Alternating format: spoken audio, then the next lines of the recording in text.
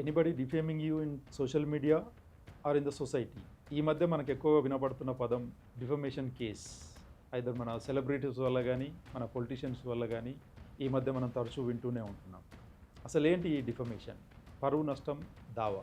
Defamation means defaming any person by means of publishing or passing on any false statements that harm the reputation of anybody in the society. That means ఏదైనా reputation is the every person's right under Article 21 of Indian Constitution Act.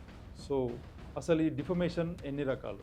Defamation రెండు రకాలండి. ఒకటి civil defamation, ఒకటి criminal defamation.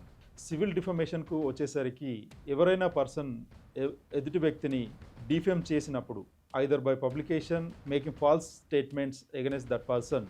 So victim ఎవరైతే ఉన్నారో తను civil కోర్టుకు approach అవ్వచ్చండి, compensation claim చేయొచ్చు, దాంతోపాటుగా వాళ్ళ దగ్గర నుంచి అపాలజీ ఎక్స్పెక్ట్ చేయొచ్చు ఆర్ ఎనీ కరెక్షన్స్ కూడా ఎక్స్పెక్ట్ చేయొచ్చు in case if it is return or even they can take even injunction also from the competent civil court.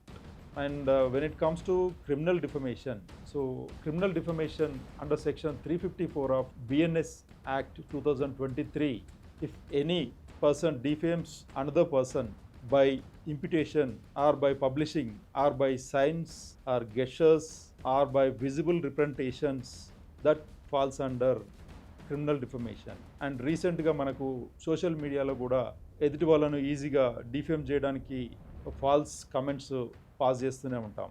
అవి కూడా మనకి క్రిమినల్ డిఫమేషన్లోకే వస్తాయి. సో ఈ క్రిమినల్ డిఫమేషన్ ఎదుర్కొన్న వ్యక్తి సో క్రిమినల్ కంప్లైంట్ ఫైల్ చేయొచ్చు. ఎవరైతే డిఫేమ్ చేశారో వాళ్ళకి 2 years ఇంప్రిజన్మెంట్ కూడా వచ్చే ఛాన్స్ ఉంది. అది కాకుండా ఫైన్ ఆరు రెండు కలిపి కూడా వాళ్ళకి శిక్ష విధించే ఛాన్స్ ఉంది. కాబట్టి చట్టం గురించి అవగాహన పెంచుకోండి, ధైర్యంగా ఉండండి.